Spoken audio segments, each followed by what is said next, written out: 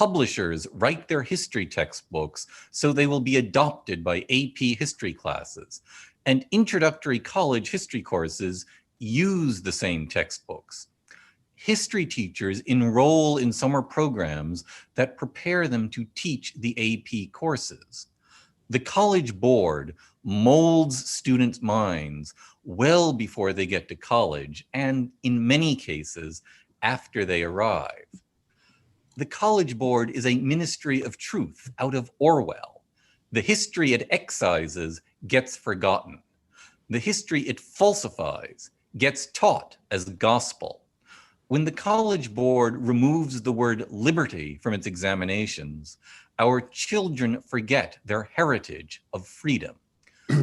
They also don't learn much other history. We've called our report on the College Board's history exams disfigured history, because the College Board is in the business of distorting and excising vast swaths of history. But what really matters is that the College Board's distorted history exams teach American students that the history of their country and their civilization deserves indifference or hatred. The New York Times' 1619 project gained sway among a generation brought up on College Board history. This year's orgy of iconoclastic rioting, the destruction of statues ranging from Christopher Columbus to Abraham Lincoln, translated the College Board's vandalism of history to the public square. The College Board's been doing a bad job with its advanced placement history examinations since the release of its revised US history standards in 2014. The National Association of Scholars has long criticized the College Board's US and European history exams. But each new revision grinds on, teaching students history without freedom, a hatred of America and Europe, and social justice activism. Disfigured history critiques the College Board's 2019 revisions of all three history exams. And I'll say, by the way, the 2020 are now out, and I think they're virtually identical. They all leave out the history of what makes America worth loving. I'll give some examples from all three examinations so you can get a taste of exactly how the College Board's distortions and silences disfigure the history our children learn. I've mentioned how the College Board hates using the words liberty and freedom. Now, let's talk about the specific liberties in America's Bill of Rights, because the College Board doesn't. A good European history course ought to teach students something of the background behind the Bill of Rights. It didn't spring from thin air. James Madison and the many other Americans who had been pressing for our Constitution to guarantee individual liberties drew on the long history of Europe as they formulated the Constitution's first 10 amendments. Just as important, they learned from Europe's history of governmental abuse of power, as much as from their personal experience of British rule, why Americans needed a Bill of Rights. And the AP European History Guide erases almost every aspect of European history that explains why Americans have a Bill of Rights and should hold it dear. The European History Guide never explores why men love God so dearly that they resist a government demand to abjure their faith. It never mentions the word martyr, much less hints at the existence of Protestant England's second Bible, John Fox's Book of Martyrs. It doesn't inform students about how France eliminated piecemeal the religious guarantees of the 1598 Edict of Nantes, first disarming the Protestant Huguenots and then expelling them from France. The arguments for religious tolerance of Montaigne and Milton go unmentioned, as does Voltaire's furious condemnation of religious bigotry.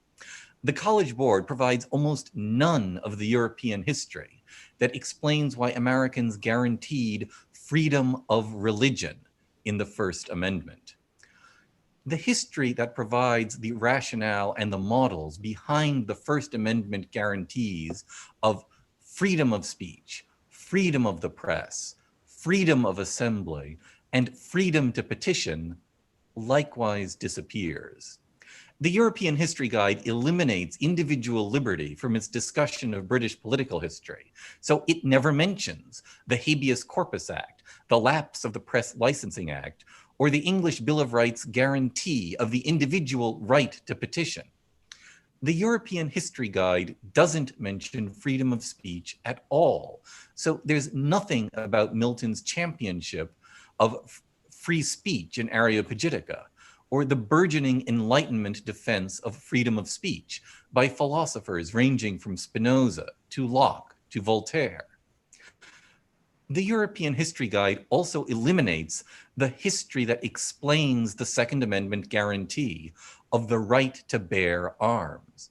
Only the brief mention that Europe's new monarchies laid the foundation for the modern state by employing military force even hints at how tyrants use standing armies to destroy liberty.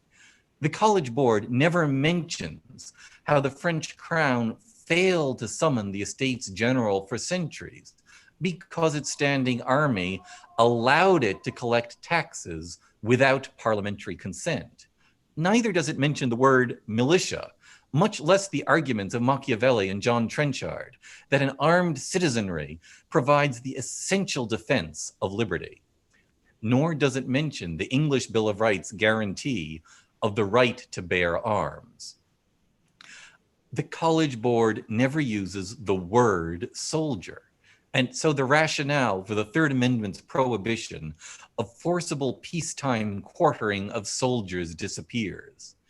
The guide does not use the words common law or jury, and that makes incomprehensible the Fourth through Eighth Amendments, which wove common law and juries into our Constitution.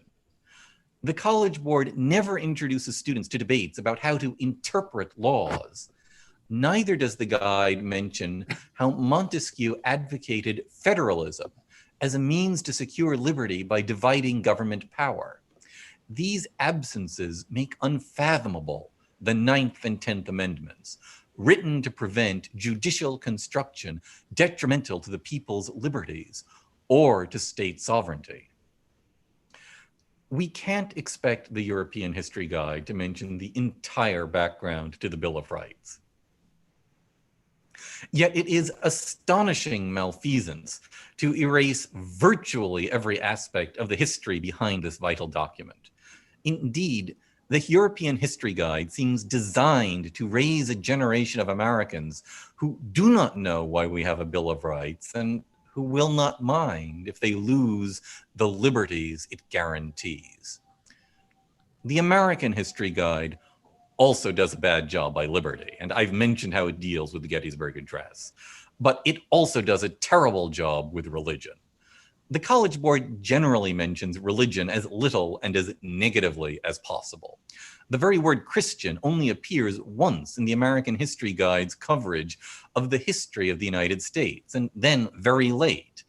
The rapid and substantial growth of evangelical Christian churches and organizations was accompanied by greater political and social activism on the part of religious conservatives.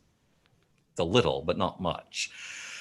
Here, I'll focus on how the College Board's elimination of religion distorts the history of slavery. The American History Guide erases the vast history of religious opposition to slavery, save for the faint mention that abolitionists presented moral arguments against the institution.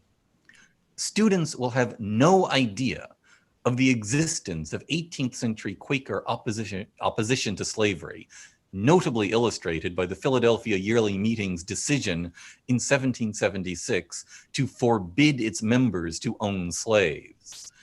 Neither will they learn about the 19th century evangelical abolitionism of Charles Grandison Finney and Theodore Wright. Students will not learn how Christian abolitionism tore apart American denominations, most notably in the schisms of the Methodists and the Baptists. Students will not understand the coming of the Civil War unless they understand the Christian faith that inspired the abolitionist efforts of William Lloyd Garrison, Harriet Beecher Stowe, and John Brown. The College Board mentions none of this, so students will remain ignorant. The American History Guide likewise reduces Black Americans' Christianity to attempts to maintain their religion or to create communities. This generic account obscures the grand narrative of Black Americans' conversion to and creative appropriation of Christian theology, and likewise obscures an extraordinary amount of the fabric of life for slaves and freedmen. The College Board makes it difficult to teach about the rise of a class of slave preachers, or the foundation of the African Methodist Episcopal Church, or the formation of the spiritual genre, articulating its own opposition to slavery, exemplified by songs such as Steal Away. The College Board likewise makes it challenging to learn about the clergy's leading role in free Black society, exemplified by Episcopal priest Peter Williams Jr., whose achievements included co-founding the first American Black newspaper, Freedom's Journal. The American History Guide self-evidently fails to teach Black Americans history when it falls silent about their Christian faith. The American History Guide also demonstrates the sleights of hand by which the College Board provides loopholes that will allow radical teachers to eviscerate America's history. The guide states that it includes a minimal number of individual names to ensure teachers have flexibility to teach specific content that is valued locally and individually. But to delegate responsibility to teachers to select specific individuals for study allows them to ignore the pageant of individual Americans who made our history. The College Board likewise states that teachers may use the founding documents to help students trace ideas and themes throughout American history, but may means they are free not to teach them. The guide's pious endorsement of the value of studying the founding documents is a dodge. History teachers won't teach the founding documents unless the College Board says they must. Teach to the test will remove the founding documents from students' curricula, as the College Board must know. Now, the entire point of world history classes is to replace European history classes, and thus sever American students' knowledge of how America inherited its faith and freedom from Europe. Criticism in detail is therefore somewhat beside the point. But the World History Guide is also the worst of the three guides for teaching history. It teaches the history of India without mentioning monsoon agriculture or pilgrimages to the Ganges. The College Board never defines caste and only mentions it in the phrase caste reservation in India as a political topic in modern Indian history. The World History Guide, that is to say, informs students about the Indian government's caste-based affirmative action laws without telling them what caste is, how deep-rooted it is in Hindu religion and society, or how it affects the fabric of Indian life. The College Board therefore makes it impossible for students to know why the Indian government would bother to impose such job quotas on its citizens in the first place. Even if you want to learn world history, you won't learn it from the College Board. The World History Guide also contains outright professional incompetence. In 2018, radical teachers forced the College Board to include a section on world history between circa 1200 and 1450 to, quote, minimize Eurocentrism, unquote. And the World History Guide's slipshod new section betrays its hasty composition by the repeated phrase, demonstrated continuity, innovation, and diversity. So, empires in states in Afro-Eurasia and the Americas demonstrated continuity, innovation, and diversity in the 13th century. These Muslim states demonstrated continuity, innovation, and diversity. State formation and development in South and Southeast Asia demonstrated continuity, innovation, and diversity. In the Americas, as in Afro-Eurasia, state systems demonstrated continuity, innovation, and diversity. In Africa, as in Eurasia and the Americas, state systems demonstrated continuity, innovation, and diversity. And the College Board fails to describe Europe as demonstrating continuity, innovation, and diversity, presumably because diversity is a euphemism for non-European, since the text actually provides particulars about medieval Europe's genuinely diverse social and political character. The World History Guide's elimination of Europe from this cut and paste descriptive phrase is doubly ironic, since the cultural preferences for innovation and diversity are historically rare, and European civilization was unique in the great worth it ascribed to these values. But the meaningless cant of continuity, innovation, and diversity provides clear evidence that the College Board didn't have time to provide real material for the World History Guide. The College Board instead stuffed the unit with pablum as a sop to radical world history teachers. In Disfigured History, the NAS provides a series of recommendations for how the College Board should improve its advanced placement history examinations. The tests need to be much more rigorous. The College Board needs to focus on teaching content rather than skills. The tests need to be revised root and branch so that they actually teach the real history of America and Europe, the history of faith and freedom.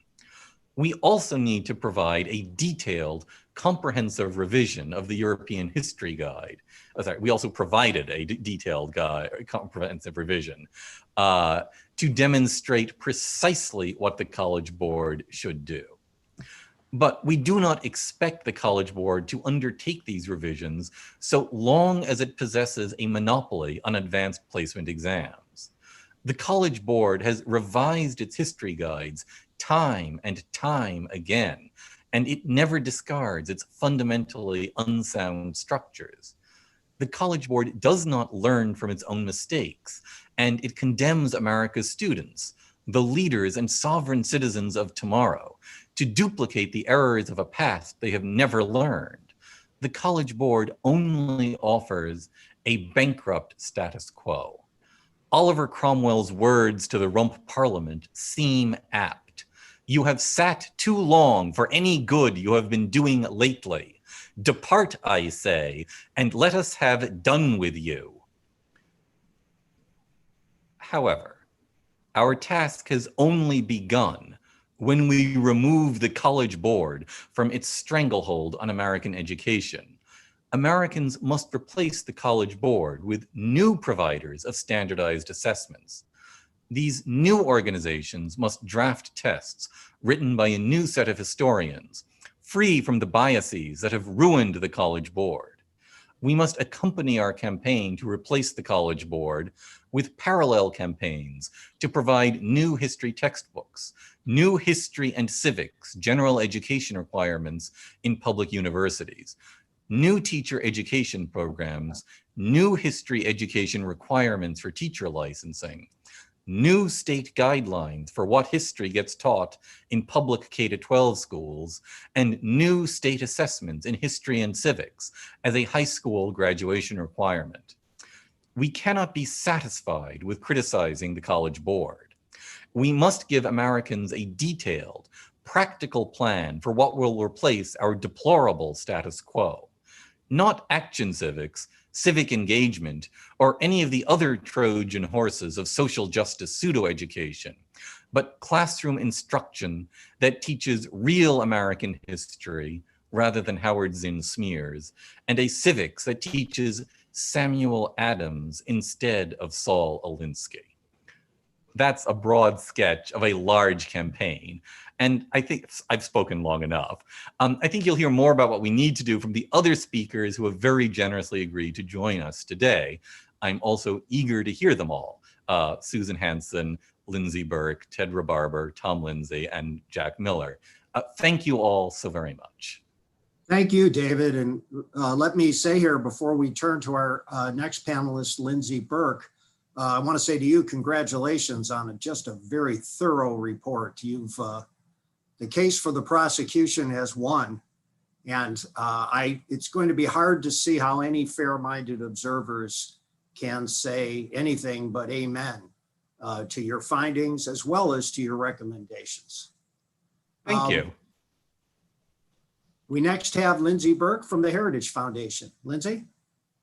Great. Well, thank you, Tom. And let me echo Tom's congratulations, David, on such a thorough and important paper. It is an exhaustive critique that not only documents the shortcomings of these exams, but offers precise steps forward, precise revisions for how to really strengthen the College Board's AP exams, or importantly, any other future competitors' offerings.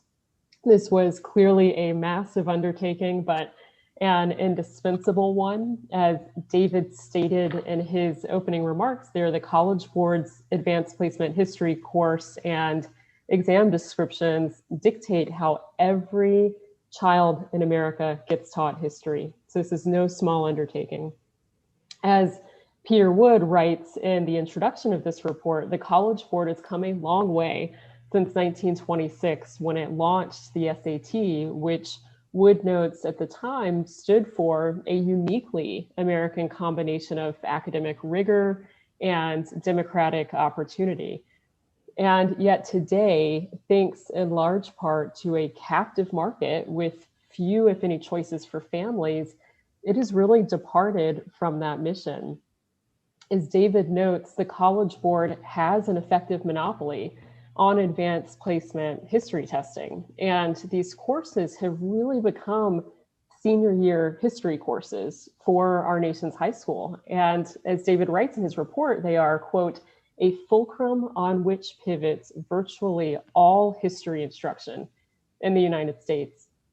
And he walks through how curriculum in younger grades is accordingly aligned. And as he writes, the College Board has already molded the minds of students who enroll in undergraduate history classes. So why does this matter? Because as David persuasively details, there is a pervasive leftist slant in the AP history exams produced by the College Board. Those histories lean decidedly left, tilted toward social justice activism and an ever-present welfare state. Stanley Kurtz has done a lot of work in this area as well and has explained of the original 2014 drafts of the AP US history exam that it's simply not a balanced presentation of the American story. Rather, as Kurtz argues, the goal is to substitute a more transnational narrative for that traditional account of the American story, to really denationalize American history, and as he puts it, produce a generation of Americans more amenable to working through the United Nations and various left-leaning NGOs, a willingness to use foreign law to interpret the US Constitution. So these exams really downplay American exceptionalism and downplay national identity to instill students instead with a sense of global citizenship. So how did we get here? As I mentioned a minute ago, Stanley Kurtz has done a good amount of work in this area, and he detailed the pivotal role that NYU historian Thomas Bender, who is a critic of American exceptionalism and author of the La Pietra report, pushing to internationalize American history, played in the exam's development. Bender, along with the Organization of American Historians, which had sponsored the La Pietra report, had formed a joint advisory committee with the College Board. And shortly thereafter, Bender gave a talk to the College Board in which he said that the American story is rooted in capitalism and the, quote, capture, constraint, and exploitation that implies. The Organization of American Historians Advanced Placement Joint History Advisory Board published a collection of essays based on Bender's recommendations, and those were ultimately turned into a 2008 volume, America on the World Stage, a Global Approach to US History. As Kurtz explains, most of the essays in the book read like deconstructions of the American story, or as he says, catalogs of alleged American shame. They offer a counter narrative to the idea of American exceptionalism. And indeed, I would agree that they read like tracks from a grad school introduction to critical theory text. And if we think about critical theory for a moment, one could argue that's what this is rooted in. And that really amounts to an unrelenting attack on all of America's norms and traditions. The goal of critical theory is to replace those norms and traditions with a counter narrative that will introduce a more leftist model of governing. Critical theory is the main philosophical school in the identity politics of today. And so if you have followed the debate surrounding the New York Times 1619 project, this may all sound a bit familiar. David referenced the 1619 project in his opening remarks, noting that it was a really important point. The project gained sway among a generation of students brought up on College Board history. As my colleague Mike Gonzalez has pointed out, a rejection of America's founding, of its institutions, its history, its economic system, it is part of an effort that has been unfurling for decades. And yet the way in which the College Board and the New York Times are presenting the story of America would appear to be at odds with what many parents want for their children. At Heritage, we recently commissioned Braun Research to conduct a nationally representative survey of parents and school board members across the country to gauge their feelings on the historical perspective advanced by the New York Times 1619 project. And for the uninitiated, the project promotes the notion, for example, that the Revolutionary War was fought in part to preserve slavery, and that America's founding date should be 1619, the year the first slave ship arrived in America, rather than 1776. Supporters of the 1619 project have succeeded in incorporating it into school civics curriculums across the country, despite historians' admonitions that the project has weak scholarly support. In our survey, when asked of parents and school board members whether 1776 should continue to be taught as the year of the country's founding rather than 1619, 60% of parents and 73% of school board members answered that children should continue to be taught that 1776 is America's founding date. Strong majorities of parents and school board members also rejected the idea that schools should, quote, reframe American history so that children will learn that the United States has been tainted by slavery and racism, as the 1619 project would have schools do. Efforts like the 1619 project and its associated curriculum are pertinent to this conversation because when considered in conjunction with the leftist approach to history advanced by the College Board's exams, we can really take a step back and appreciate the picture of America being painted to high school students across the country. And all of this before they have even set foot in a university classroom with coursework designed to reinforce these views. So what should these exams be? One of, I think, the greatest contributions of David's report is that he actually outlines an alternative approach to the College Board's exams. Among other prerequisites, AP history exams, David says, should have historical integrity. They should teach disciplined inquiry that aims to understand the past rather than to cherry pick decontextualized facts to support present day political arguments. As David writes, quote, advanced placement history courses also have a civic function to teach students their national heritage. They should emphasize the study of historical themes that help students understand how America came to be, what it has achieved, how disparate peoples became Americans, and why its citizens have given their country affection and allegiance. These standards should include how America has institutionalized the practice of liberty, he says, including an emphasis on free market economics and how markets increase human flourishing, among other principles. Americans will be divided on how to teach history, and these divisions seem tense because, like the College Board, K-12 education is built on a near monopoly model of delivery, of educational delivery. So how do we square this circle? First, as David recommends in his report, drafters should increase rigor, focus on content, undertake thematic revisions, and create new history exams. Second, an advanced placement testing company that is able to actually offer a true alternative to the College Board's version of history is desperately needed in order to restore choice to states, to school districts, to families, and to students. And those alternatives could look like things like the classical learning test, or perhaps sooner, American achievement testing holds the promise to do just that. These alternatives to how the College Board is presenting history are needed because that ground is being ceded to the political left, which, as former Education Secretary Bill Bennett has argued, quote, knows very well what it intends to do. Right now, we are in the midst of a national dialogue about the story of America, which is manifesting as civic activism without civic knowledge, to quote David Bobb of the Bill of Rights Institute. The College Board has, thanks to its monopoly on history exams, become a major player in what students are taught about America, what it means to be in America, and civic engagement generally. To correct course, as David has convincingly argued in this report, America needs a viable alternative to the College Board. Thank you. Thank you, Lindsey. I'll now offer a few comments on David's study.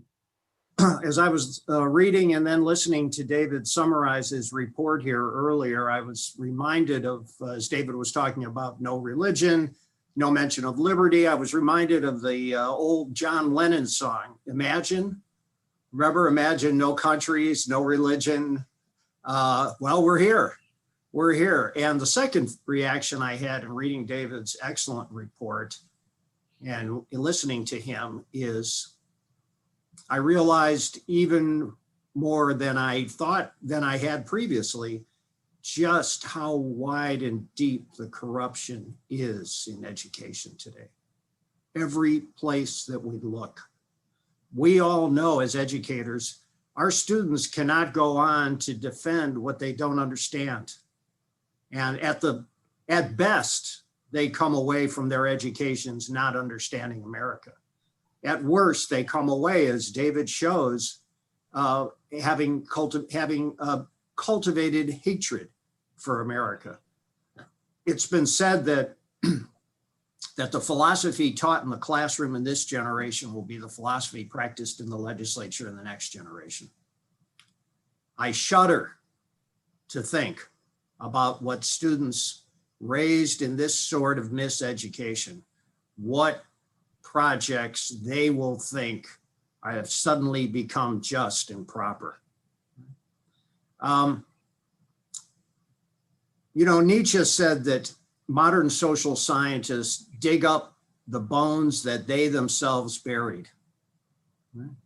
And I had that thought in reading David's report. If you start out believing, thinking that you know, that race, class, and gender explain everything in human behavior and everything in politics, and then you go do a historical study animated by that unexamined assumption, then surprise, surprise, you're going to get done coming away showing that, well, this historical period was animated by race, class, and gender. And that's what our students are getting today. And I think the point that was earlier made, that yes, that's probably why students are more receptive to the 1619 project, which is just, which just fits hand in glove with what's going on here in the College Board. But the best antidote, and someone in our audience put in a question in the chat, the best antidote to the 1619 project is to read Peter Wood's 1620, A Critical Response to the 1619 project. Peter Wood, president of the NAS. Here's my fear if we are not able to find solid competition to the College Board and to lessen its influence. If it continues to exercise this virtual monopoly over not only high school history teaching, but college history teaching also. I'm reminded in the book 1984 by George Orwell. For some reason, I've been thinking about that book lately. Winston Smith, the doomed protagonist, wants to learn more about the history of Oceania before the Great Civil War, but there are no historical sources left. So he goes to the Proley section of town and goes into a bar. And there he sits down and buys a beer for a very, very old man who he knows is old enough to have lived before the Civil War. His efforts to get any sort of real information prove to be a failure, as does his efforts generally. And I'm afraid that in time, in another generation, there won't be anyone left to tell us what the history of the United States truly was and is, because the sources will all have been canceled. And all the students who will then become politicians and teachers and principals and university administrators themselves, having been raised in this bad education, will not be able to conceive of a plausible alternative to it. And at that point, our experiment in self-government really is over. And one other thing I noticed here, this will be my last comment on this. The authors, while critical of the College Board, as well as the 1619 Project, both of them mention American exceptionalism, but neither ever seem, they both dislike it, but they both also misunderstand what American exceptionalism is. The term, when it really came into common currency, was applied to us by Europe. Europeans could not understand how America was the only advanced Western democracy. This was back in the 20s and 30s of the last century, how America was the only advanced Western democracy that had no strong communist movement. That's what Europeans meant when they referred to American exceptionalism. But of course, the deepest meaning of American exceptionalism, which the 1619 Project and the College Board studiously neglect, is the fact that America was the first philosophic regime. To be an American doesn't mean you have to look any particular way or come from any particular place. What it means is that you need to adhere to the principles of justice as articulated in the Declaration of Independence. That too has been lost. America is more than its demographics, it's more than its geography. In the end, America is an idea, right? An idea composed of two pillars, liberty and equality, and everything important about American history consists in the dynamic relation between those two core principles from the founding to the present day. But as David's excellent report points out, all of this is gone. All of this is gone. And in refusing even to use the word liberty, as David points out, they also studiously ignore Frederick Douglass, who called the Constitution a glorious liberty document. So Frederick Douglass is more collateral damage of this bad history that is aimed simply at training students to hate their country. If they succeed, if the College Board is able to maintain its monopoly, if we're not able to reduce its influence, it cannot help but mean the end of America as founded. I will now turn to Ted Rebarber, who is with the American Achievement Testing, one of the good testing groups. Ted, go ahead. Thank you, Tom. Well, I want to also start by commending NAS and David for their excellent report and for the great depth and detail that they use to highlight the flaws in the College Board's courses and tests. I'll get to American Achievement Testing, AAT, in a few minutes, but I want to just make a few remarks about the topic and and the strategy that we need to consider for success, we are trying to create an alternative, both on the curriculum and the testing side over time. We were announced at the White House conference, the President's Conference on American History at the National Archives, and President mentioned us and mentioned a small grant they awarded to us through the NEH to get off the ground, to get started, and that's exactly what we're doing, and we're going to build on that. But first, I want to mention a few things about the report and about the College Board. The College Board's the 2020 course framework, which David alluded to, they studied in depth the 2019 framework. The current one for 2020-21, as he suggested, has not improved significantly, and I'm going to give just a couple of examples to highlight that fact. So in the 2020 framework, the word property is mentioned 5 times in the framework, the main framework, and 4 of those are in a negative context, in the context of property as a tool for oppression, for social injustice.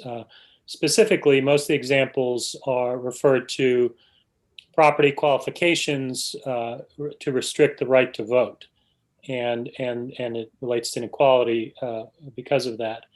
And so 80% of the references are in a negative context. The one positive reference out of the 5 is in a fairly obscure, refers to a fairly obscure document to most non-historians. I should mention the Northwest Ordinance from the 1780s, I believe it was, 1787, which provided qualifications and a process for new states to enter the Union. But that's a fairly obscure reference. There's no reference to property rights protections in the Constitution, on the limitations on the government taking property without just compensation, no reference to protections for intellectual property, the Patents Clause in the Constitution, and so forth. And so if students are introduced to this concept or study in depth, view property as really historically a tool for injustice, why wouldn't they burn, loot, do damage? Obviously, they're also being taught other values at home, but the corrosive impact of this distortion of history, because by leaving out some parts of our history and by only emphasizing other parts of our history, that's a gross distortion of history. And so it's really not about, the challenge we have is really not about creating a right-wing history to counteract the left-wing history. It's about creating an accurate history, which is not simply about correcting factual errors, but about telling the whole story, about telling the parts of our story that are left out by not only the College Board, but really a lot of mainstream textbooks, not just Howard Zinn's very openly, or at least fairly openly neo-Marxist approach to U.S. history, but others that are a little more subtle. And so if you open the College Board's AP framework, they have succeeded in polishing some of the rough edges that were there in the 2014 framework that got such criticism by many historians because it was so openly distortive and biased. In this case now, in the current iterations, both 2019 and even the current one, the distortions are just as pervasive, but they're a lot more subtle. It's about what's left out. So if you just open a framework, you might see some things, and sure, we need to cover some of the negative aspects of history, of US history, some of the injustices.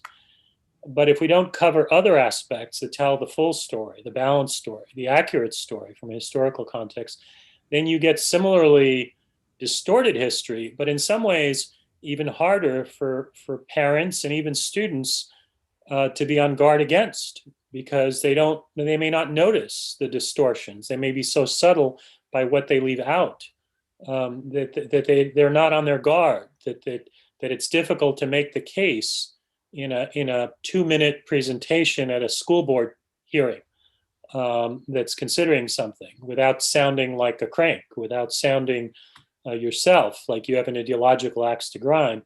And so so that's the reality of the College Board. Just another quick example, treatment of religion was mentioned. In the 2020 framework, there are these sort of vague references to religion about introducing divergent views, new beliefs, vaguely sort of not laid out. The Bible's not mentioned, Judaism's not mentioned, which is fine. A handful of references to Christianity, I believe there are 3, are mostly negative. And so Christianity is mentioned, what most of the references do refer to Christianity, again, as a tool or a cause of oppression. Christianity is mentioned as a key motivation for conquest and oppression of native Aboriginal peoples. That's what is highlighted. As David mentioned regarding the 2019 framework, there's no references in the 2020 framework to Christianity as really a motivating factor, probably the most important motivating factor behind the abolitionist movement against slavery. It was really primarily motivated, the grassroots, the ground troops, by Christian opposition to enslavement, because of the belief, which goes back to the Hebrew scriptures, that every person is made in the image of God, and as such has value and has fundamental importance, and eventually we understand these as rights. And so again, it's not that Christianity has never motivated some people to do something that we might view negatively. Of course it has, if you scour history and look through history for those examples. It's what's left out.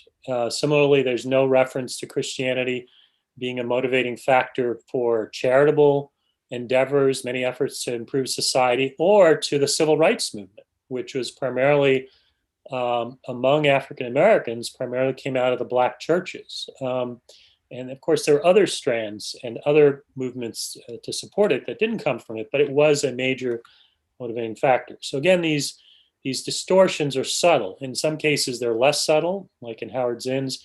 In others, they're much more subtle. And so in some ways, harder to fight. And so I do want to get to how we address it. I could cite many other examples, the lack of examples in the framework to during the revolutionary period, the constitutional period, so the pamphlets that were circulated, the frequent historical references to religion as motivating, as an argument for freedom. But I do want to get to the solutions. So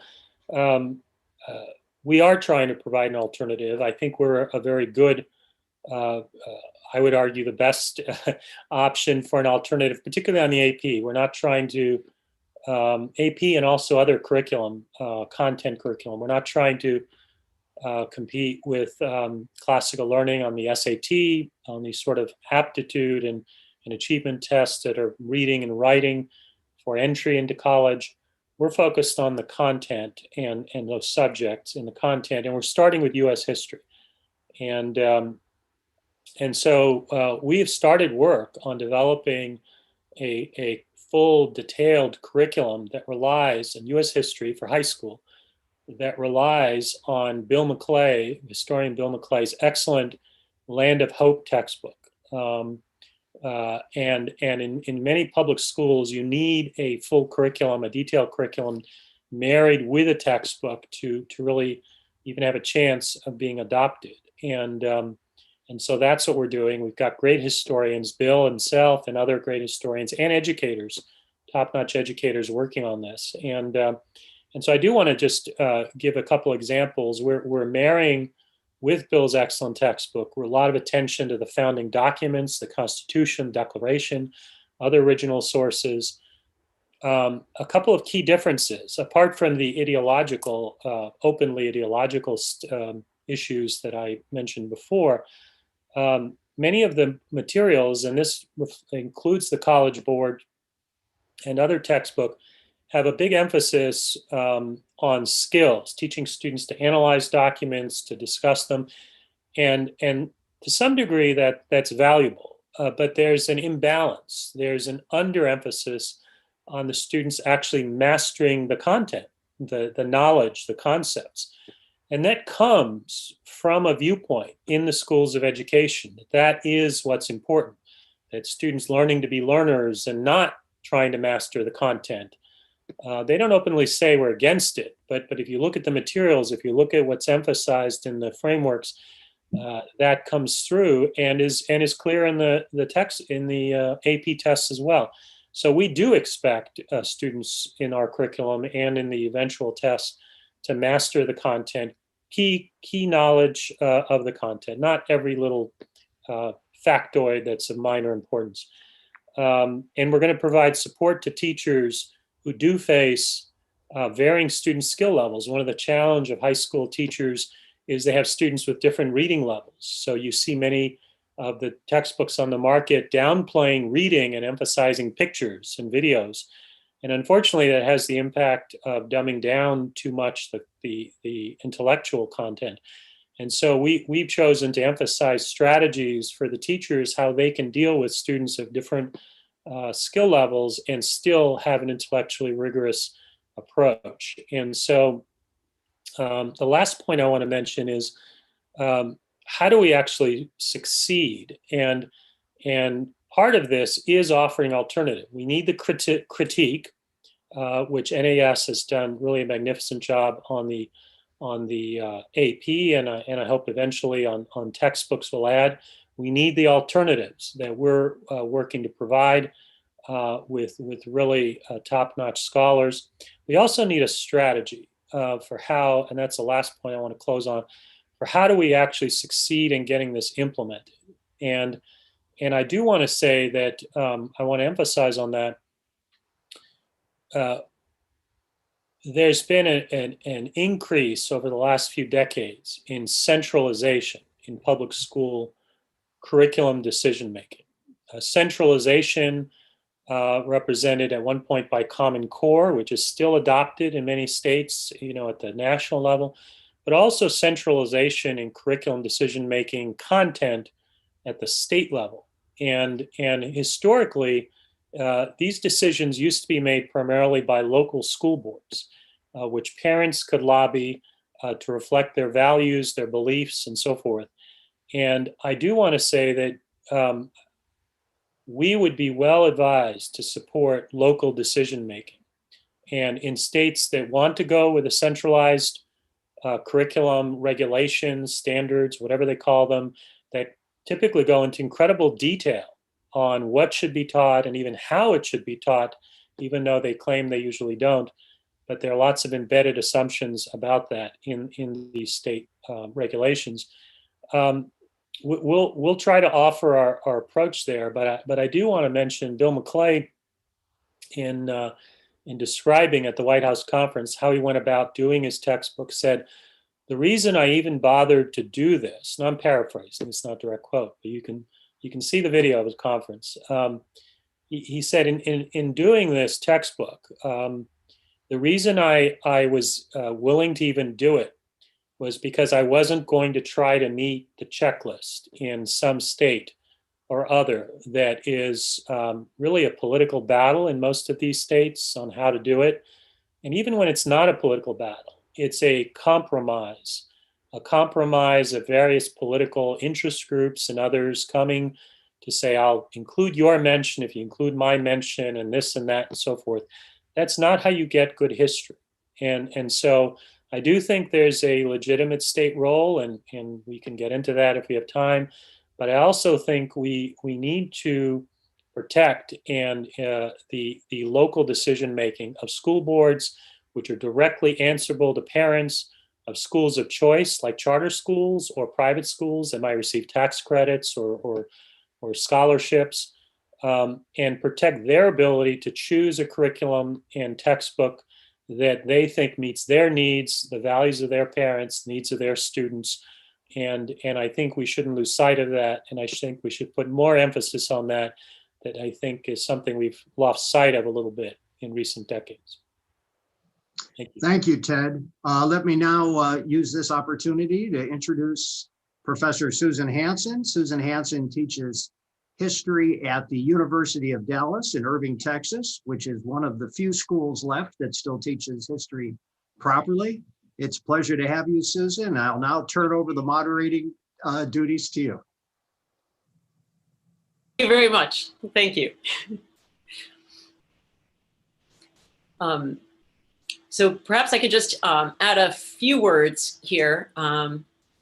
I saw one of the questions in the chat asking kind of how did we get here, and if the K through 12 teachers are already thoroughly indoctrinated, in a kind of progressive view of history or critical race theory, how did we get to this situation and what we can do about it? And so I'd like to give a little bit of a history of how we got here, and then echo a lot of what has been said, particularly about supporting deregularization, supporting local efforts and local control of local school boards, and supporting parental engagement in education, the parental right to really have some say in what the curriculum looks like for their particular school, and also have some say with regard to the teachers, right? Of course, we have the complete control of public school education by teachers' unions. Just to back up and to give a little bit of a history, a student of mine recently asked where he could find some information about critical race theory, that critical race theory is in the media a lot now, and he was wondering, how do I learn more about it? And so I gave him a little bit of a history. I said, really, the place to begin with learning about critical race theory is with Karl Marx's Communist Manifesto, which is a very short text. It's really about 50 to 100 pages. It's a very brief text. And from Karl Marx's Communist Manifesto, from his fundamental ideas, right, have flowed forth the varieties of Marxism, right? And really the varieties of Marxism are legion. Right? We have Marxism as added to by Lenin, by Stalin, by Mao, by Trotsky, right? And then we have Marxism kind of running into difficulties with history, because Marxism is fundamentally a theory of history. And so when history doesn't play out the way that Karl Marx's theory of history says that it will, the theory itself runs into crisis, runs into difficulty, and then needs to morph in order to keep itself alive. And in the 1960s, it became evident that although Karl Marx had said that in capitalist countries, there would be fewer and fewer property owners, there would be a larger and larger proletariat of working class who own no property, that the working class would be divested of any sense of nation, any sense of family, any sense of religion, and that they would have nothing to lose but their chains, right? That didn't take place. That in the most advanced capitalist countries, instead of mass, unemployment and people not having jobs and opportunities and social mobility and property. In fact, right, you had a lifestyle for the broad middle class that became the envy of the world, and so they really weren't expecting large levels of employment and home ownership and cheap goods at Walmart. So the Marxist theory went into crisis. And I think the turning point is really the 1960s book, The Condition of the English Working Classes by E.P. Thompson, which kind of admits that, when you actually look at what's happening in the English working class, they're not giving up their English national identity. They're not giving up their religious identity. They're not giving up their family identity. In fact, you have a great awakening of Methodism among English working class. You have an enormous amount of patriotism among the English working class. And it's just not working out the way they thought it would. So you have the rise of cultural Marxism with Antonio Gramsci. The idea that there are other forms of oppressor and oppressed. There are other forms of victimizer and victim than just property owning class and working class, bourgeoisie and proletariat, right? And this is when they invent what Tom Lindsey referred to, the great trinity of cultural or social Marxism is race, class, and gender, right? And you start to hear about, instead of just hearing about the bourgeoisie and the owning class or the property owning class, you start to hear about white supremacy and the patriarchy, right? As the victimizers. But this stream of Marxism, right, from Marx through Trotsky, Lenin, and onward to Antonio Gramsci, this stream of Marxism, right, on into what they call social history and cultural history, crosses paths in the 1960s, 1970s with postmodernism, with Foucault and Derrida and the descendants of Nietzsche, who had really posited that the very idea of truth, the very idea that we can intellectually discern the truth of the natures of things, to discern the nature of justice, the nature of beauty, the nature of good, the nature of the human, is itself a white Western idea, and that any appeal to universal ideas like humanity or human nature are automatically power plays, right? That there's no difference between our ability to discern the truth and our desire to have power over others, right? And so in the 1960s and 1970s, these categories of oppressor and oppressed become much more fluid, right? They start thinking about how those categories are, this is the way they talk about it, are constructed in discourse, right? Are constructed in language. And so all of the Marxists start studying poetry and Shakespeare and cartoons and newspaper articles and looking at how these categories are, the categories of oppressed and oppressor and victimizer and victim are created in language, and that they're fluid, right? Sometimes you play the oppressor card and sometimes you play the oppressed card, and it's really just a fluid power game, right? And so then you start to get the idea of intersectionality, right? Where someone could be the oppressor race, but oppressed by the patriarchy, right? So if you're a white woman, how does that compare to being a Black man, right? And so you get the intersection of different oppressor oppressed categories. And so this is the invention of intersectionality and the fluidity of all of these categories. So it is now an elaborate game that we play in our academic and in our public discourse. The claiming of victimhood, and the great danger in every conversation is that someone in the room is going to claim to be even more victimized than you, to be in a greater number of victimized categories than you are in. And any appeal to the truth, any appeal to our shared human nature, any appeal to universal standards of justice, fair play, right, is you're automatically out of the game. Right? That is a refusal to play the game, right? And so you are silenced, right? That is what is canceled. Any appeal to the idea that all men are created equal, any appeal to the laws of nature and nature's God, any appeal to, basic rights that are universal to everyone, right to fair trial, are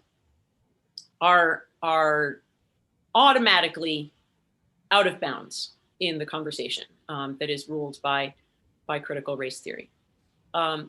So one thing that I would like to point out about our institutional structure for teaching in schools, whether that's elementary schools, middle schools, high schools, or universities, right, is that this entire structure of public school education, right, is created in the late 19th century. Right?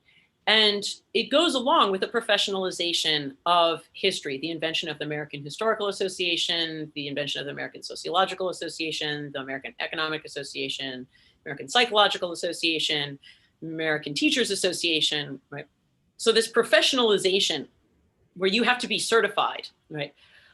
You have to get your PhD, you have to get your certification, you have to be part of the club in order to teach history. All starts at the end of the 19th century. And this was very caught up in two movements, right? Which I think make us susceptible to Marxism even before we're drinking directly from the tap of Marxism, social Marxism, cultural Marxism, or intersectionality and critical race theory. Even before we're drinking directly from the tap, we were drinking in the late 19th century from two very dangerous sources. One was Hegel, and one was the idea of social sciences.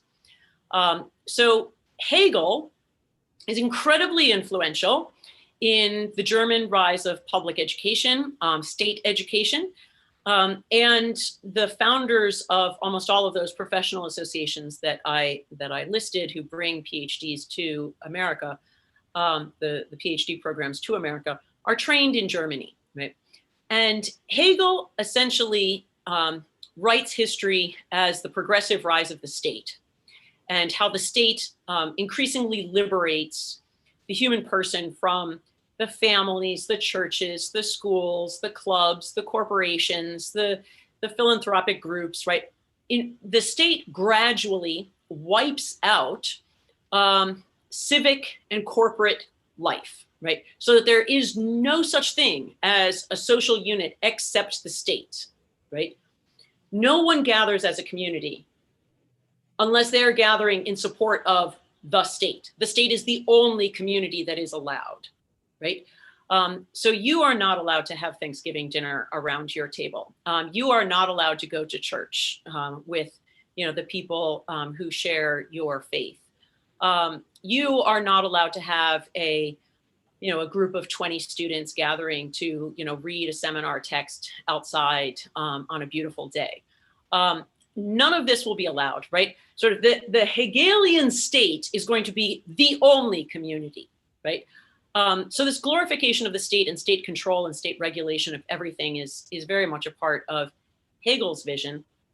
And at the same time, we had very much bought into the idea of social sciences, that the kind of mathematization of reality that you could do for inanimate objects in chemistry or in physics could also be applied to human behavior, right?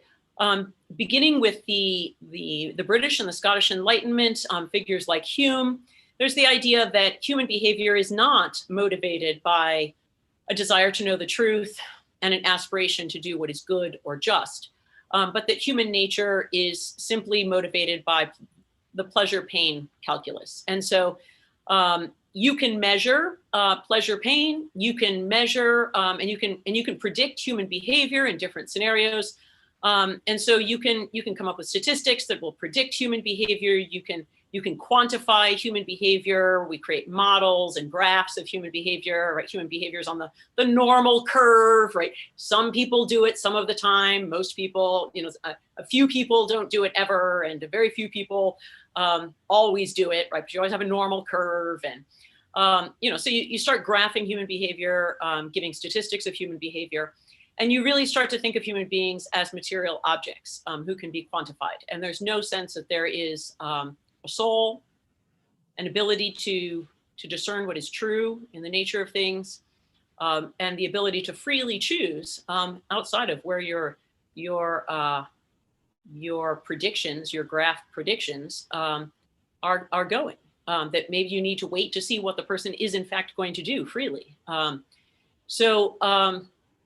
There's as I say, so there's a kind of, we've already been hijacked in the late 19th century by Hegelian philosophy and by the social science way of looking at human reality and human behavior, which makes us incredibly susceptible to Marx, because Marx draws on those two strains as well.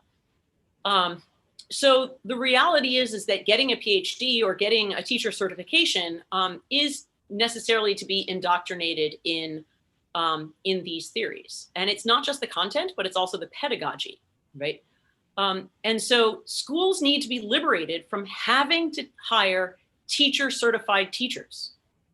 Schools have to be liberated, right, from state regulation so that they can make their own choice about what books the students read and how they're taught, right?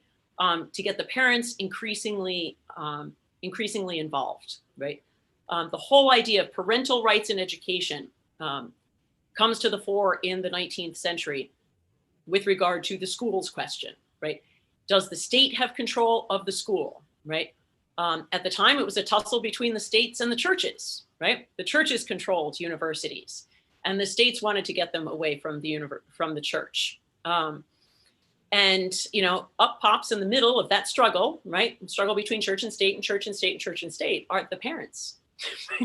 That the parents are the primary educators of their children, right? The parents in the local school board, or the parents on the board of the private school, right, are the ones who should have the say. Right?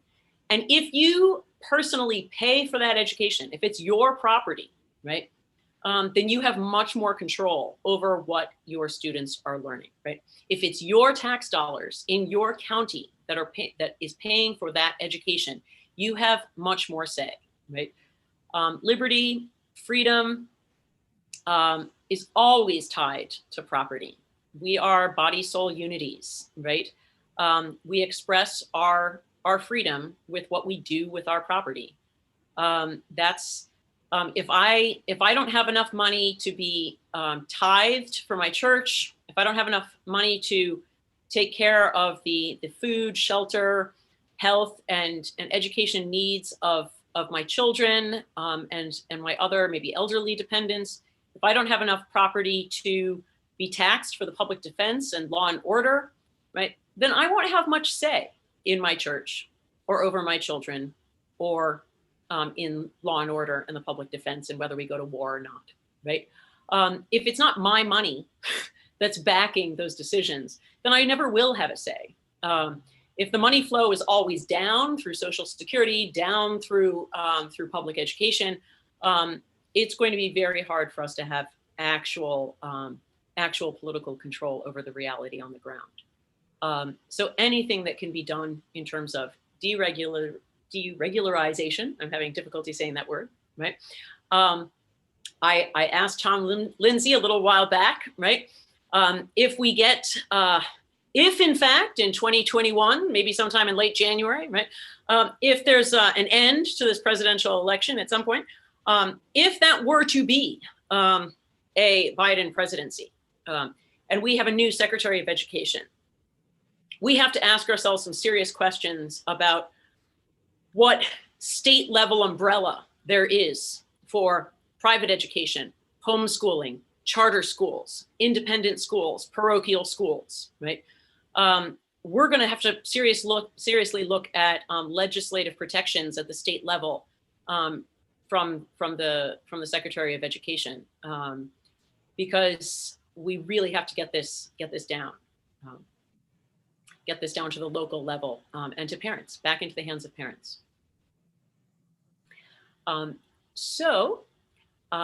Perhaps each of our different panelists could give a few closing remarks, and then I think we would like to have a little bit of time for Q&A, if that's possible.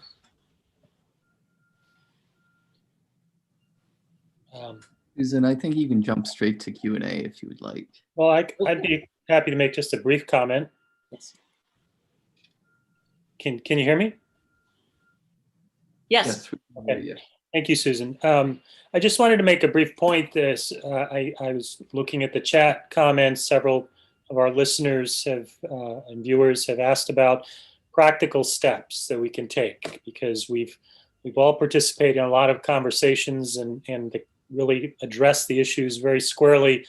But some of our viewers seem to be very action-oriented folks, which I think is great, because we need to know what to do, and then we need to find ways to get it done. So both are important. So just briefly, one practical step that anybody who's in a state can take is work to get Bill McClay's Land of Hope textbook adopted if your state has textbook adoption. And sometimes that's difficult because there are all kinds of requirements, but if there's enough interest, and Bill's not going to rewrite his textbook to meet various, regulations about mentions of this person and that person and all that, and he shouldn't have to.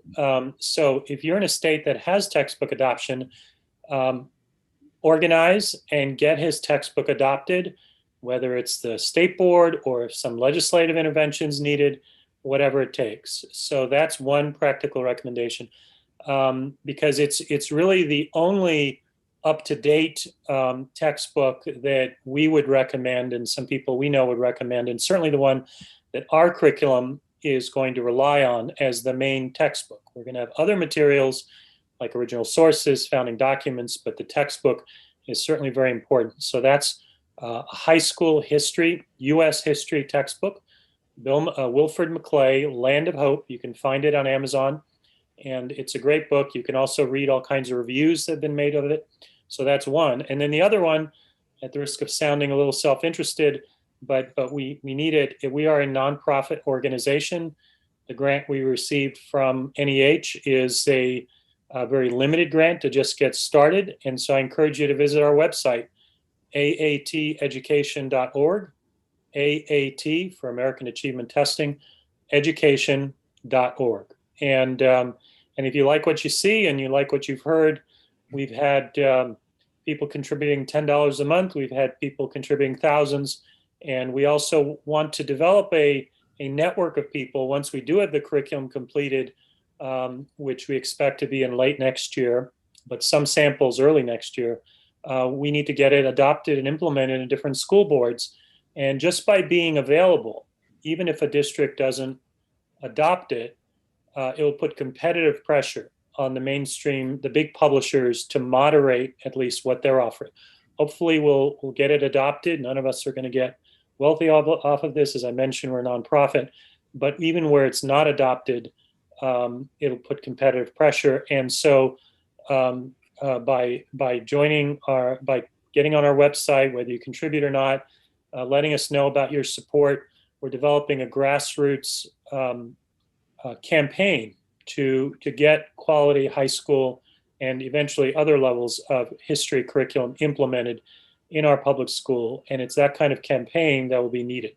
So thank you, Susan, for that opportunity to add to what I said. Susan, if I could jump in here now. I was scheduled to go in after the Q&A, but if I could take some time now to present my views, I think it'd fit in. Wonderful. Okay. So I've been upset for a long time about what's happening in education, but listening to you guys, I'm now angry. So I'm a businessman, I'm not a scholar. I see a problem, I want to find a solution. So I want to lay out my vision of the way forward in recapturing the teaching of our founding principles in history in school. So we know that in our schools, our kids are being taught a false narrative about a country, that socialism is good, that America is bad, irredeemably racist, all the rest of it.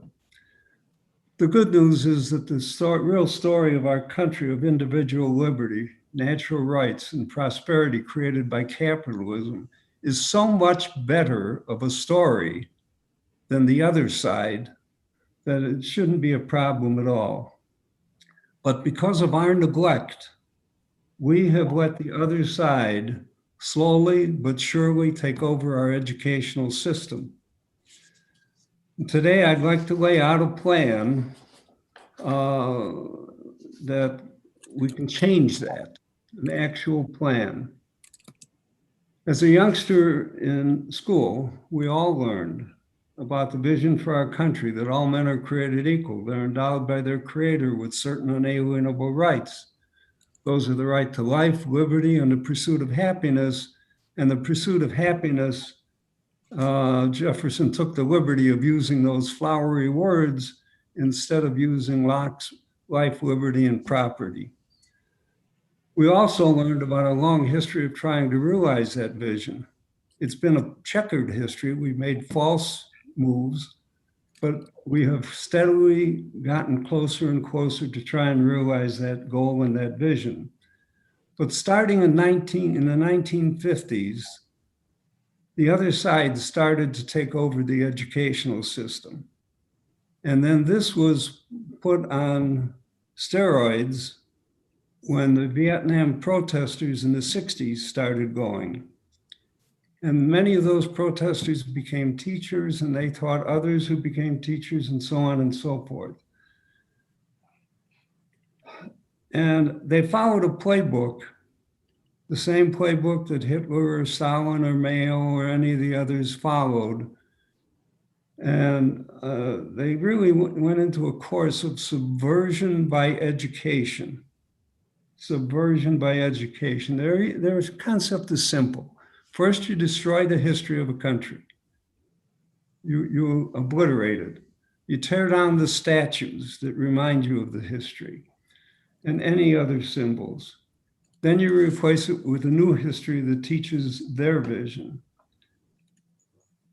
So we all know what's happening in our schools today, and it's happening from K-12 through the university level. About 17 years ago, I got tired of just hearing people complain and complain and complain about it.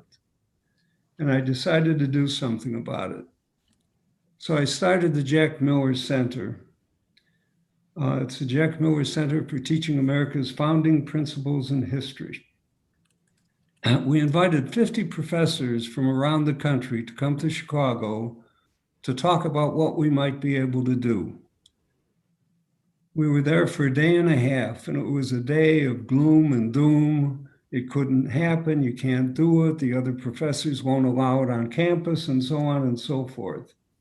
Fast forward 17 years.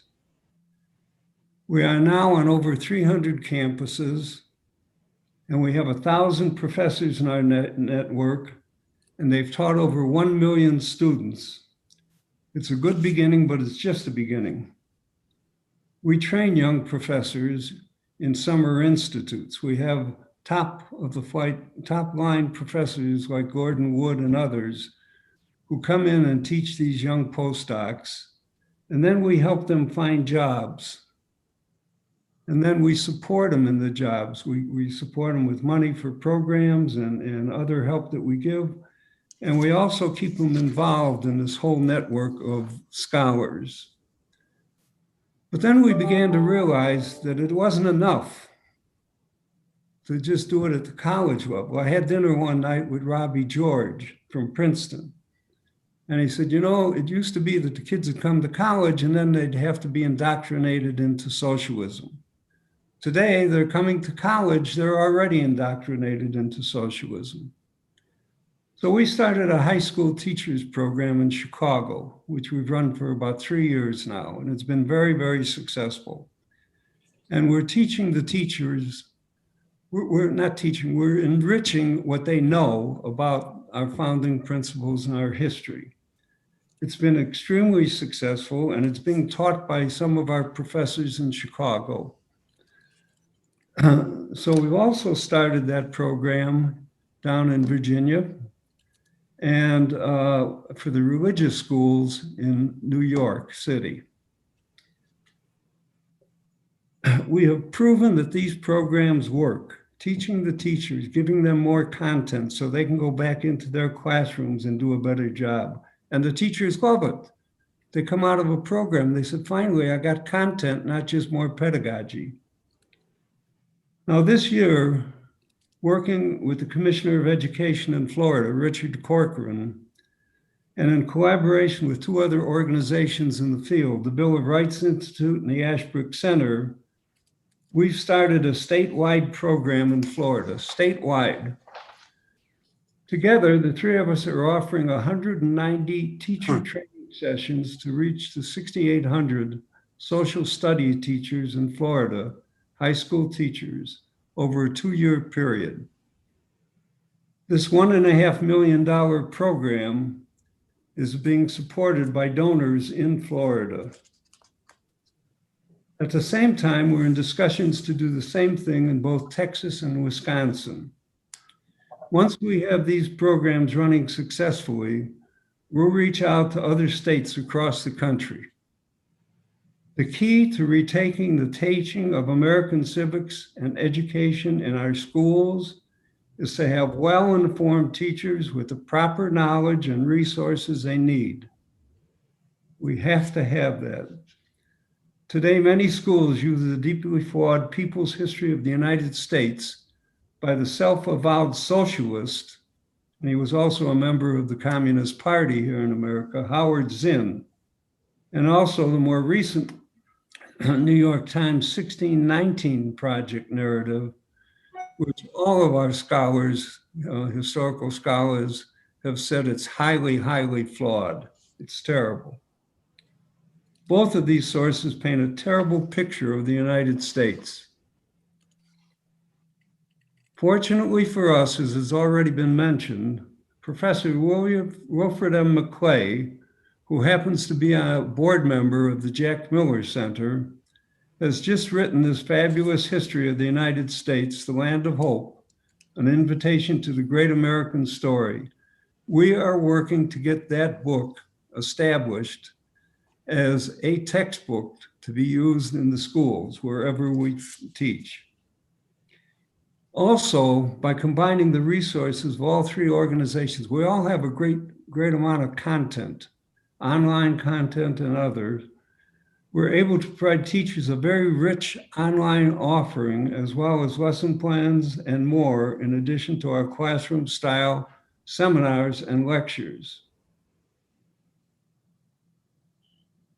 Now, you were talking about the testing. You're talking about the, what's the name of it? The college, whatever. We have to give teachers a good reason for teaching American history and founding principles, an incentive for teaching it truthfully and accurately. And to that end, we're collaborating with the American Legislative Council and others to make the knowledge of American civics a requirement for graduation from high school in all of our states. Some states already have that requirement. Now, if we get that passed in the states, that sure as hell is going to trump what the College Board wants. Because if the kids have to pass that kind of test to graduate from high school, I don't care what the College Board is doing, they're going to have to study real civics and real history. So we're already making a difference at both the K-12 and the university level. But to expand this into a nationwide effort will take significant backing from donors. To do it nationwide, I'm talking hundreds of millions of dollars. But you know what? In numerous wars, our soldiers have fought and died on the battlefields to preserve our freedoms. And it would be a damn shame if we don't fight equally hard so we don't lose them in the classrooms. We're confident, very confident, that the battle for the soul of our country will be won or lost in the classrooms of our country. So I want to thank NAS for being part of that battle and for giving me the opportunity to lay out this vision of a path forward, something that we can do now, action-oriented, that we can do to win the war. You guys have all got good ideas, and we'd like to bring them all together, and I invite all of you to join this effort. And if any of you listening want to have more information about this, want to contact me, you can do it anytime through the Jack Miller Center. Just go to jackmillercenter.org, or NAS also has all my contact information. So that's it. That's my plan. We're implementing it. We're working at it. When I think it was Hannibal that said something about if there's an obstacle in the way, you go around it, over it, or through it, but you get to where you want to go. And that's my goal. Okay, thank you all. Thank you very much. Thank you for all of your efforts in this arena of education. So I'm not sure how much time we have for questions. And I don't know if the panelists would like to just look at the questions and choose one that they are interested in responding to particularly, or if I should pose a few for you. Do you have any preferences? There was one question that was asked, Susan, I think it was David Quinn, who decides what's taught as civics? And that's an excellent question. And I think that's incredibly important. So I'm just going to take a quick stab at that. So if this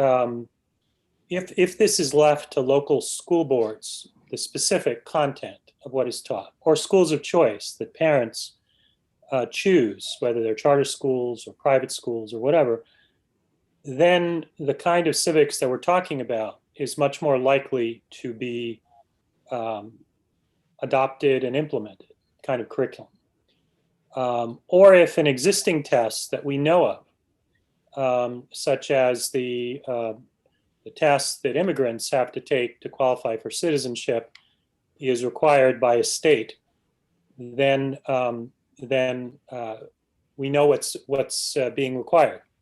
If, however, their legislatures simply require state education departments to specify the history and civics content that local districts have to implement, and typically mandate tests to measure that. That means state education department staff will make those decisions. Those folks are very insulated from parents.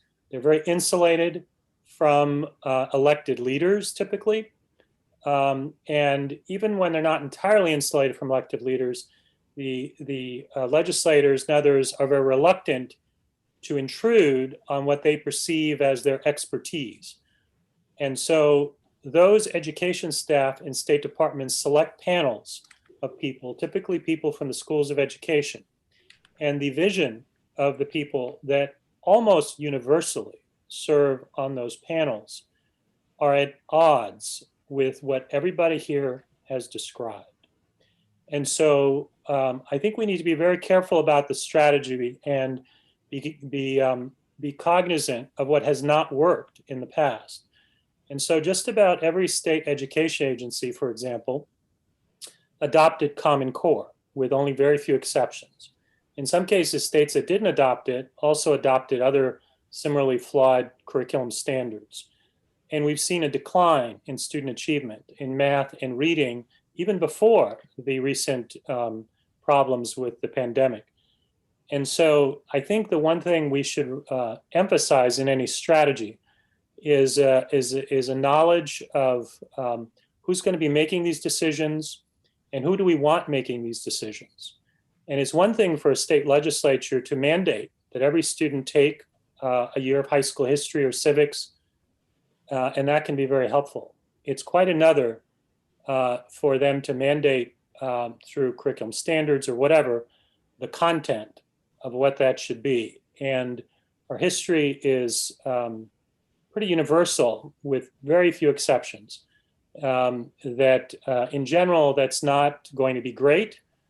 And in many cases, it'll be quite poor. And so I think we need to take that into account in the strategy. And we need to be aware of that history. And I hope we all pursue that. That's my recommendation. I'd like to suggest something that what we use, we teach from the original documents. not from interpretations of them. So they should be teaching the Declaration and the Constitution. They should teach the Federalist Papers and the Anti-Federalist Papers. They should teach John Locke, the second treatise of John Locke. They should teach Montesquieu. They should teach where these ideas came from throughout history. Those are the foundational elements in our civics. So that's what I would suggest that they should use as content. I just want to make a general comment to the people who are asking questions in chat. If we don't have time to answer them, please send any suggestions or questions to me, randall@nas.org. I will try to answer myself or pass on anything you say to any of the panelists. And now if somebody else wants to speak to one of the commenters, I just wanted to say that.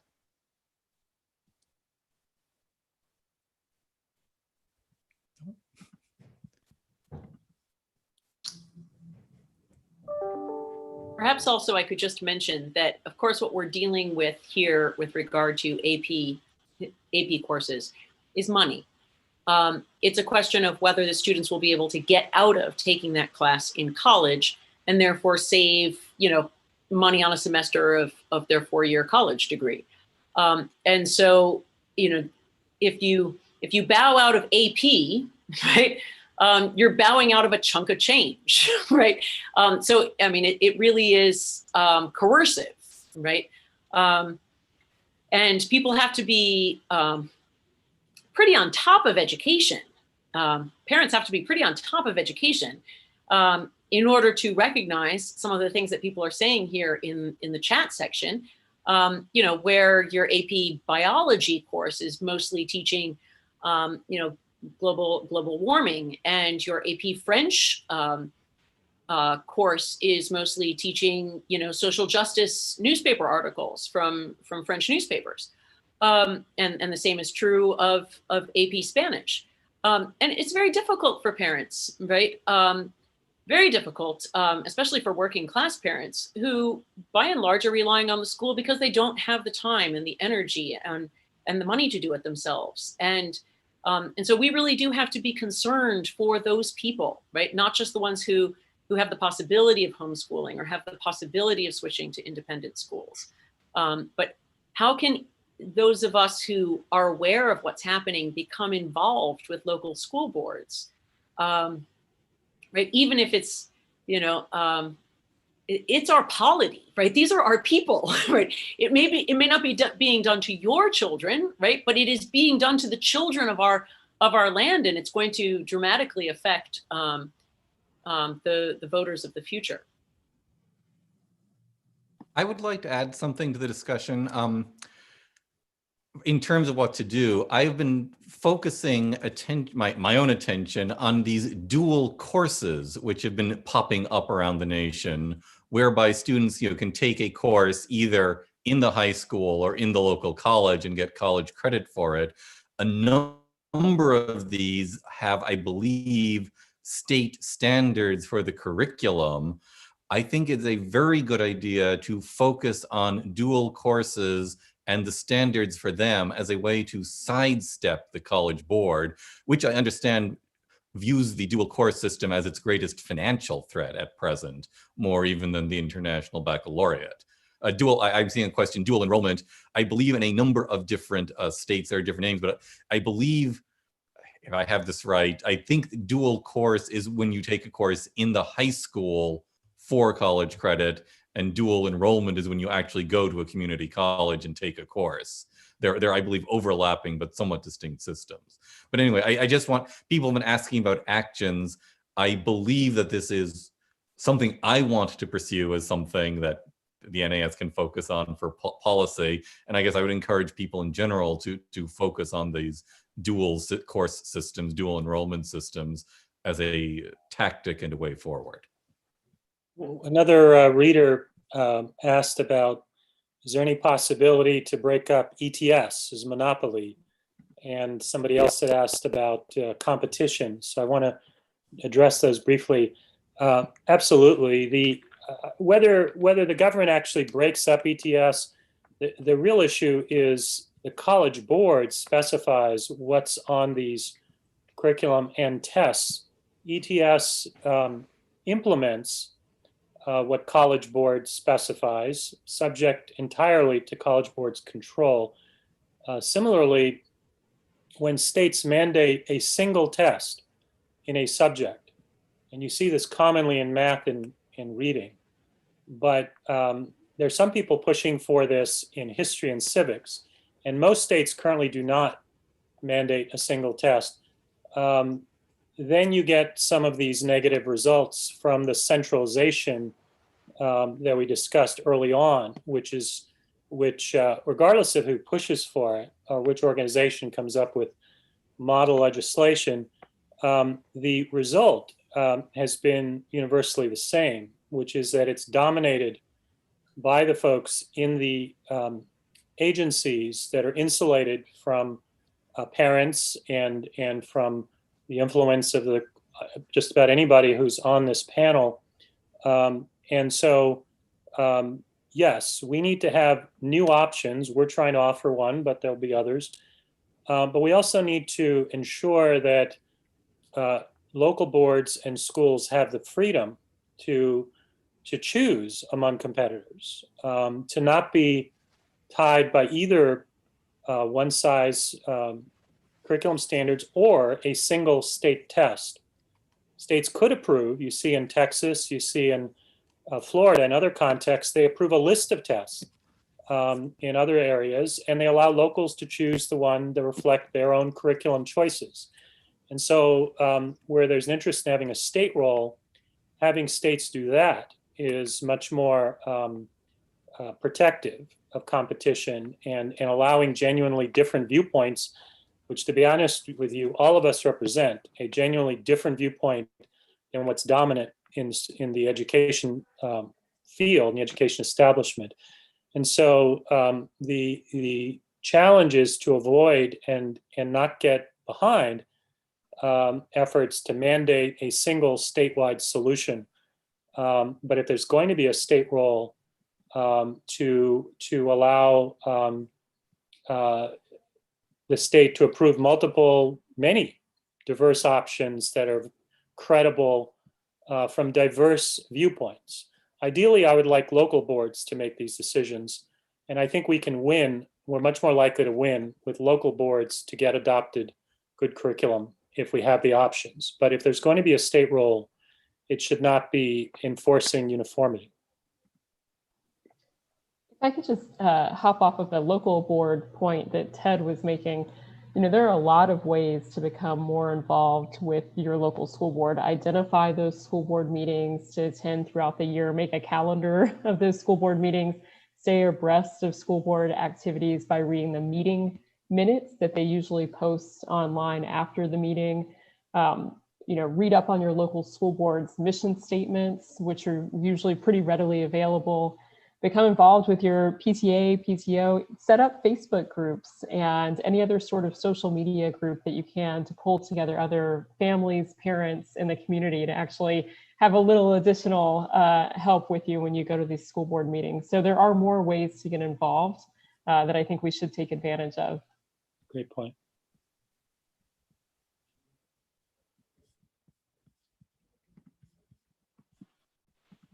Thank you very much to all of our panelists. I don't know if there's any last comments, a final word, whether it's a final word of warning or a final word of encouragement.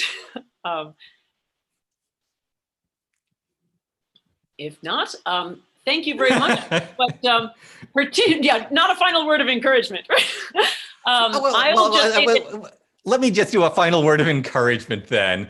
There is always hope. Look, I will actually say the amount of interest from people, and this has been as strong as anything in the NAS. I mean, participants. Look, it's wonderful that you're all interested. I think the interest can become enthusiasm.